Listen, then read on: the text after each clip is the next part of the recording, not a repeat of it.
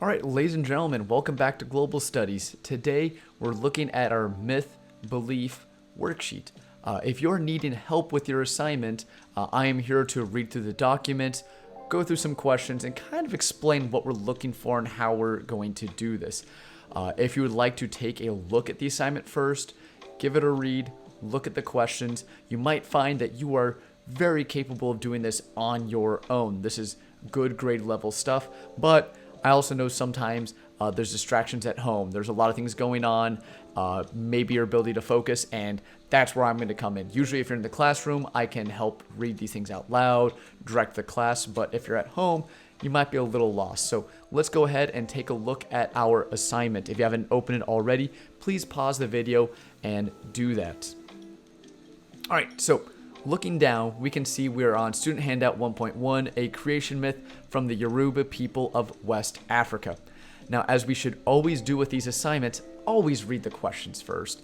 It's not cheating or anything like that. It's having good expectations over what the assignment is. So let's go ahead and check out, scroll down. So as we read, question 1 of this first document, summarize the above myth in your own words. So basically, you're just going to be taking that long, lengthy reading, and you're going to spend a couple of sentences restating it in your own words so it's understandable, that it makes sense. So as you're reading, think like, how can I shrink this up a little bit? I don't want to keep all the details. We're going to generalize without overgeneralizing. That's how we're going to summarize this. Question 2, what can we learn about the way the ancient Yoruba people thought about creation from this myth? Let's look at that question again. What can we learn about the way the ancient Yoruba people thought? So that's what we're doing. We're thinking about how they thought. And we're getting this from their creation myth. So what can we know about how these people thought just by looking at this myth? And finally, 3, why do you think the ancient Yoruba people thought in this way? And this is going to be based off context, based off of why you think anyone might think this about their creation myth. So let's scroll back up. Those are our 3 questions.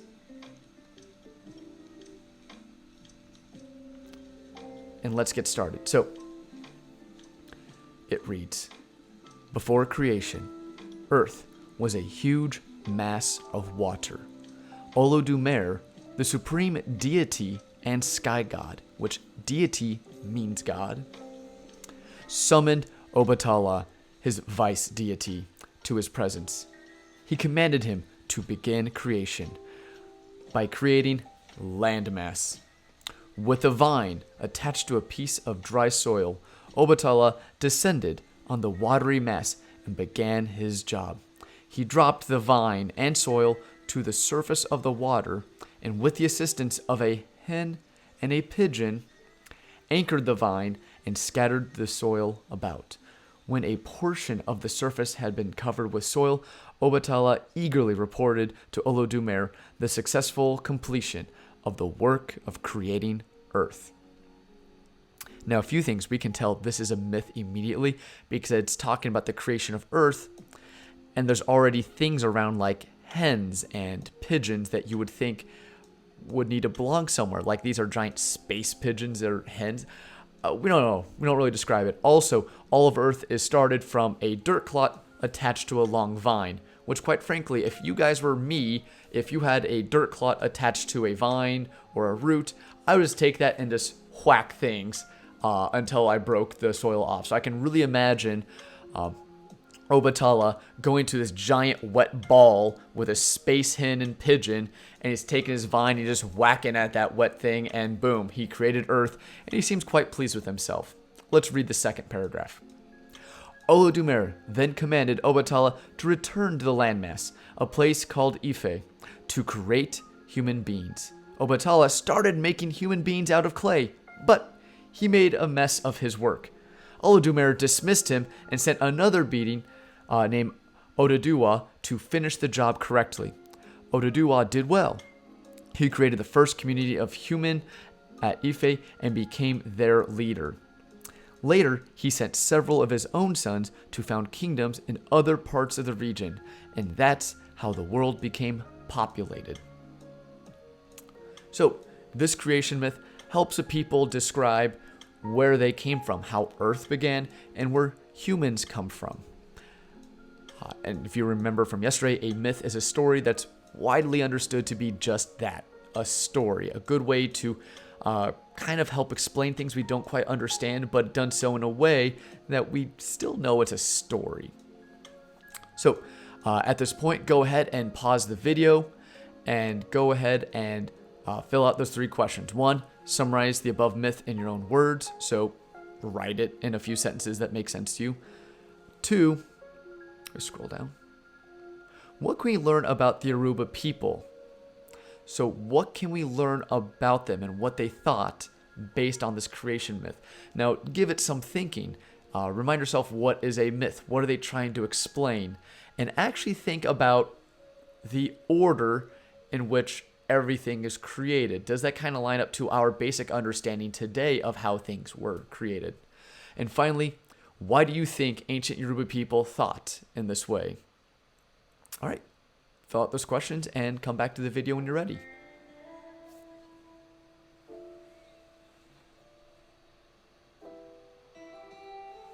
All right, I'll imagine that you're back now. So let's go ahead and move on to the next portion of the reading. Here we will see that we're moving on to the Babylonian people. And like we should before, let's read what some of their questions are. As you guys can see in the section right above me, I have some maps and explanations of where these things are. The first reading took place in Western Africa with the Yoruba people. You can see where that is right above me. And now we've moved on to Babylonia, which we would call modern-day Iraq, formerly known historically as Mesopotamia. Okay, so questions we're going to read would be, summarize the above myth in your own words. Okay, we're reading another myth, and as we're reading it, you'll want to find a way to phrase it down in your own words. Question 2, what can we learn about the way in which ancient Babylonians thought about gods from this creation myth? So what do they think about gods based on what we're reading? Question 3. What can we learn about the ways in which ancient Babylonians thought about themselves from this creation myth? So what do they think about humans, the role of human beings? Question 4, why do you think the ancient Babylonians thought in these ways? And lastly, question 5, do you think those who told the stories regarded some parts of them to be symbolic and others to be literally true? Okay, so symbolic means representative, interpretive. It means something that it actually isn't. And literal means word for word truth, fact.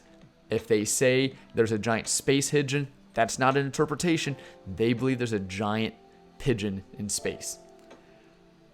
So which parts do you think they thought of as being symbolic? So last question, do you think people told this regarded these parts as being some symbolic and others literal? And what parts particularly, you'll need to cite this or point them out in the reading, that you think they probably thought were symbolic and not word for word truth?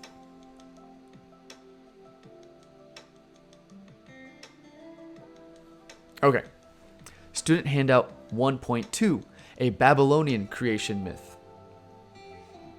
I need to rub my eyes there, my contacts are starting to dry out. All right, before the universe was created, the gods engaged in a civil war. I don't know where they're fighting, but it's before Earth is created. One group of gods, called Anunnaki, determined to beat the other gods. They chose Marduk, a very young god, to serve as their leader. After arming himself, Marduk set out to challenge the monster goddess Tiamat. After he killed her, Marduk cut Tiamat in half, and he used her top half to form the sky, and her bottom half to form the earth. Yeah, that's a visual for you. After Tiamat's death, those who sided with her were enslaved and forced to work for the Anunnaki gods. However, after some time passed, Marduk also destroyed Tiamat's husband, Kingu. From Kingu's blood, Marduk created mankind. Marduk established Babylon as his own residence. All right, so a little different from the first story. If I were to summarize it, it seems a little more, I would say, murdery. A little more murdery than the first story. Question two, what can we learn about the ways in which the Babylonians thought about gods? Well, just think, compared to humans and gods, what do they think about their gods? Are they pleasant people? Are they benevolent, malevolent? Just what about them? 3, what can we learn about how Babylonians thought about themselves? What's the role of people? Where do they come from? What do you think they relate to the gods? Are humans equal to gods, more powerful than gods, less than powerful than gods? Just how do we think about people based on this creation myth? 4, why do you think the ancient Babylonians thought this way? Why would people think about gods constantly being at war, killing other gods and goddesses, created humans from blood? What do you think that says about their society and how they live and how they see their world if that's what the gods do? And finally, do you think those who told these stories regarded some parts to be symbolic, like representative, and others literal, like word for word fact? Which parts of those passages do you think were seen as symbolic? All right, so go ahead and pause the video, answer those 5 questions, and when you're ready, start up again, and I will get the third passage ready. Thank you.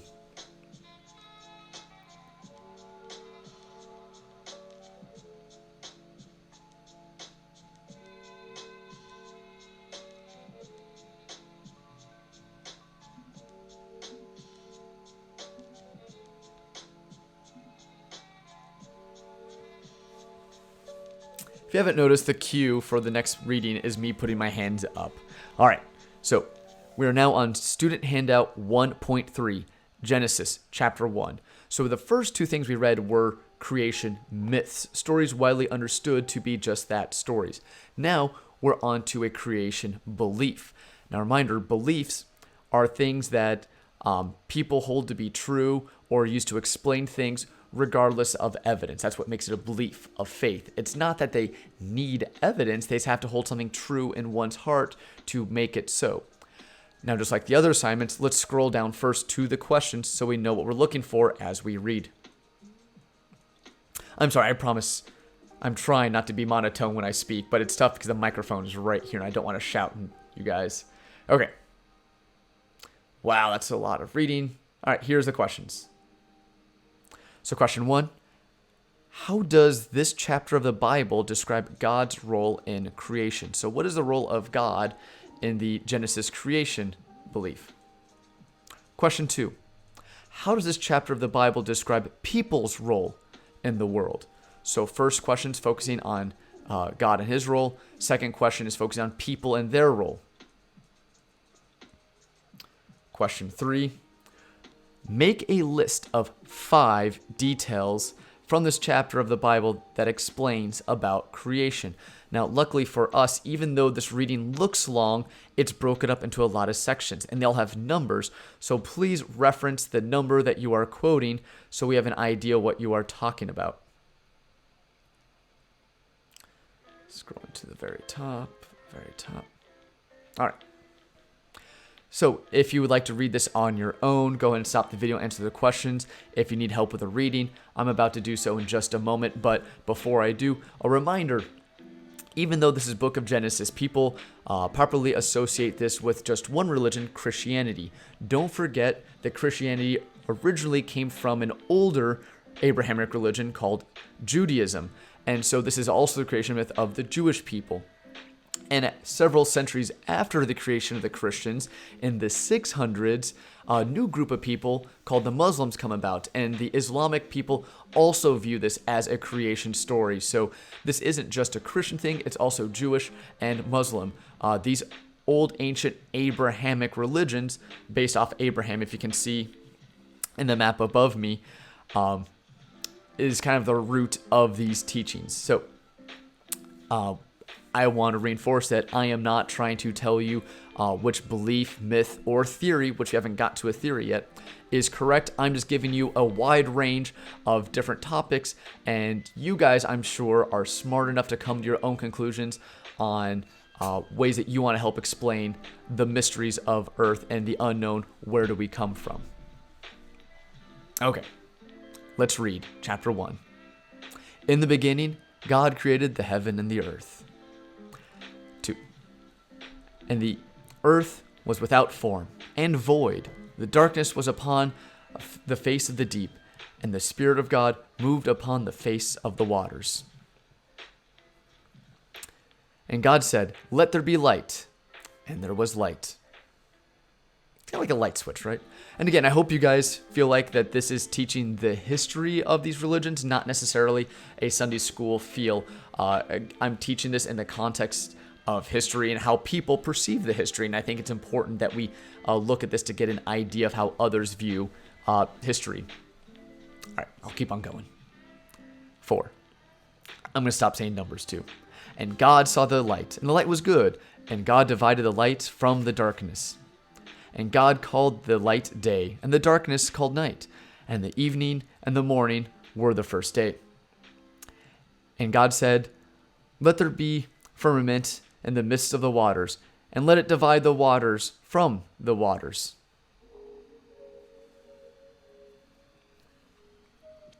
And God made the firmament, and divided the waters which were under the firmament from the waters which were above from the firmament, and it was so. And God called the firmament heaven, and the evening and the morning were the second day. And God said, "Let the waters under the heaven be gathered together unto one place, and let the dry land appear." And it was so. This is already a lot more detailed step-by-step process than our two previous things we looked at. And God called the dry land earth, and gathered together of the waters called the seas. And God saw that it was good. And God said, "Let the earth bring forth grass, the herb yielding seed, and the fruit tree yielding the fruit after his kind, whose seed in itself upon the earth." And it was so. And the earth brought forth grass, and herbs yielding seed, and of its kind, and from the tree yielding fruit, whose seed was in itself after his kind. And God saw that, and it was good. 13 now. And the evening and the morning were the third day. And God said, "Let there be light in the firmament of the heavens, divided by the day and the night, and let them be for signs, and for seasons, and for days and years. And let them, for the light of the firmament, and for the heavens, give the light upon the earth." And it was so.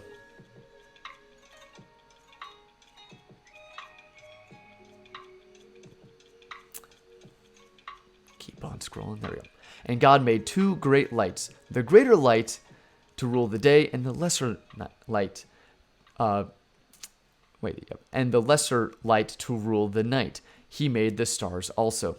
And God set them in the firmament of the heavens, and gave light upon the earth. Remember, firmament's another way to say heavens. I assume they mean sky.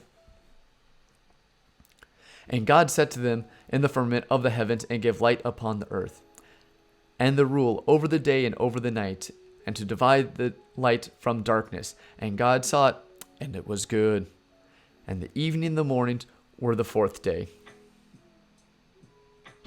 And God said, "Let the waters bring forth abundantly the moving creature that hath life, and the fowl that may fly above the earth, and the open firmament of heaven." And God created great whales, and every living creature that moveth, which the waters brought forth abundantly, and after their kind, every winged fowl of their kind. And God saw that it was good. And God blessed them, saying, "Be fruitful and multiply, and fill the waters and the seas, and let fowl multiply on the earth." And the evening and the morning were the fifth day. And God, too far. Nope, that's good.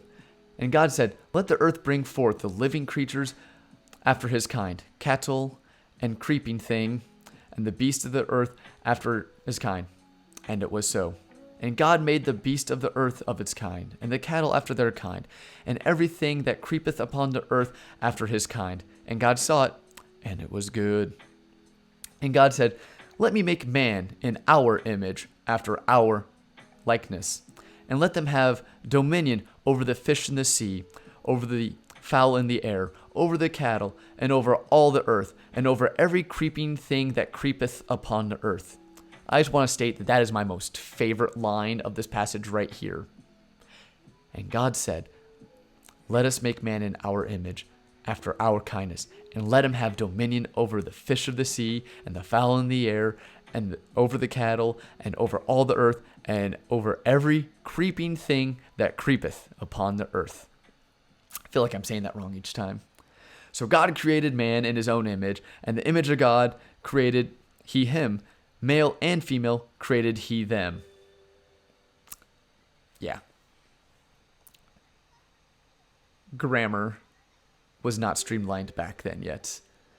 And God blessed them, and God said unto them, Be fruitful and multiply, and replenish the earth, and subdue it, and have dominion over the fish of the sea, and over the fowl in the air, and over every living thing that moveth upon the earth.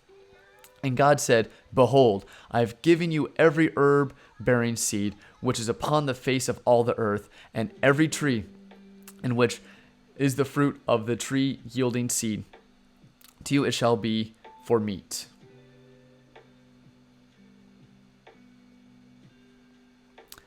And to every beast on the earth, and to every fowl in the air, and to everything that creepeth upon the earth, wherein there is life, I have given every green herb for meat. And it was so. And God saw everything that he had made, and behold, it was good. And the evening and the morning were the sixth day. All right. So a lot of reading, you may want to go back and review that. But question 1, how does this chapter of the Bible describe God's role in creation? Question 2, how does this chapter of the Bible describe people's role in the world? And last one, number 3, make a list of 5 details that this chapter of the Bible explains about creation. So, as you guys do that, reminder, we have 2 creation myths, stories widely understood to be just that, stories. Here we've got a belief, something people hold dear regardless of the evidence. And as we read this passage, you can kind of think of all the things that are done step by step by step. Outside of this passage, there would be no tangible evidence that these things took place. But because it's written down and it's revered and held to be true, it doesn't matter there's no evidence. The faith, the belief is what makes it just that, a belief. So hopefully you guys understand that we are looking at these different styles to get an idea of why different people look at answering one of the biggest questions on earth. Where do we come from? Where does everything come from? And those are tough questions, and we as humans try to answer them with myths and beliefs. At this point, I have read all 3 passages, the questions for all the assignment. If you have any more questions about the assignment, please reach out to me via email. I'll try to respond to you as quickly as I can. Be very specific in your questions. Don't say things like, I'm confused. Let me know, hey, I read the whole video. I've got the worksheet. I'm confused on question 2 of document 2. Things like that. Be very specific. All right. Other than that, have a wonderful evening. Hopefully this goes well for you. When you're all done, be sure you submit the completed assignment to the turn-in folder, and have a wonderful day. Bye, guys.